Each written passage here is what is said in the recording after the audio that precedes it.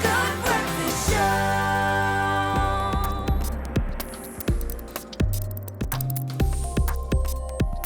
Welcome back, you beautiful people. It is your Feel Good Breakfast Show, Expresso, live on SABC3. Thank you so much for choosing to wake up on the right side of bed.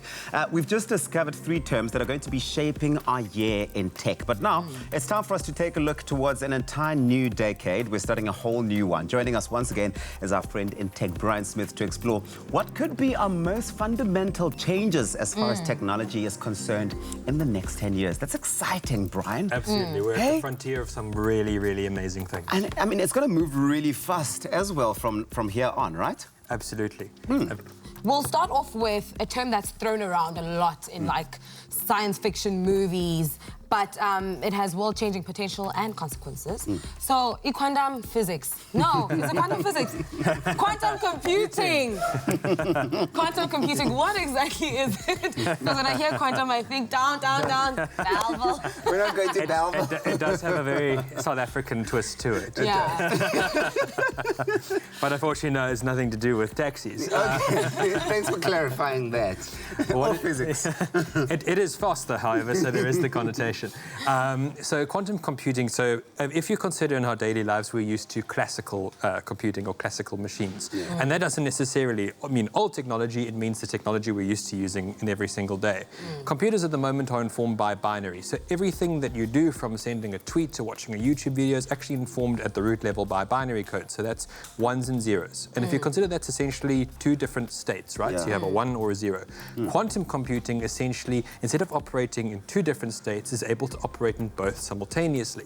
Instead of using transistors, which computers normally have, classical computers normally have, it instead runs on qubits, which can process that kind of information, given its property, that much more quickly. So we have a computer system that can process not just 1 or 2 different scenarios at a time, but multitudes of different scenarios, realities. It can actually piece together entirely different equations that would normally take a classical computer around almost 1,000 years to compute. It can do it in a theoretical 200 seconds. So this is essentially the next step in computing. It's looking at how we can change, look at different algorithms, equations that much more quickly. It'll revolutionize security, and especially it's going to be really useful for different research applications and finding out cures for different ailments or problems the world around that much more quickly. It's fascinating, and it sounds like a whole new world altogether. But what real-life examples of quantum computing can you give, and how are they going to change our lives in the immediate real-life, everyday experience? So quantum computing at the moment is still in its relative infancy compared to what we can do with classical computing. However, some really, and perhaps timely considering world events at the moment that's going on, is using the idea of quantum computing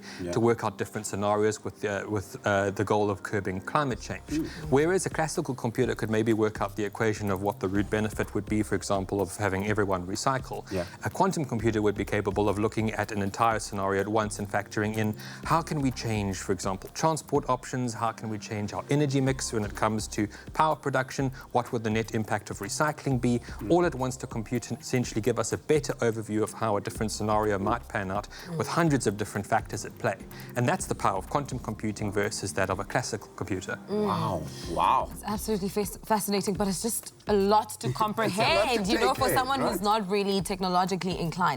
But with that said, what are real-world examples when it comes to quantum computing that are there and has been already achieved? So there's sort of a space race going on at the moment between some of the major technology corporations around the world to develop what's going to be the most advanced and most powerful quantum computer. What's really interesting is that, given that classical computers, for example, are really advanced, we've had them on the market for a long time, quantum computers haven't yet caught up. And the term for when quantum computing will overtake the power of classical computing is called quantum supremacy. Now, that's not the title of a James Bond film, that's a huge major advent, and it's actually one that Google claims to have reached last year. Google's developing its own quantum computer, which they have claimed will essentially produce the result of an equation in 200 seconds that would take a classical computer around 1,000 years or more. So the net benefit here is that computer companies around the world are attempting to build these quantum computers. It's going to be the next step in decision-making and scenario planning, and essentially within the next 10 years, we will see this technology come to the fore and hopefully be a huge help help to us in our everyday lives. Well, this is incredible because this sort of technology you're talking about that's coming through in the next 10 years is not going to only change the way that we do business, it's going to change the way that we live our everyday lives, making everything so much more convenient and so much more accessible to everyone. And this is fantastic. Thank you so much. Once again, Bryan Smith. And of course, you can read so much more about the world of tech and what's coming up in the next 10 years on bandwidthblog.com. When it comes to tech, the future really is exciting.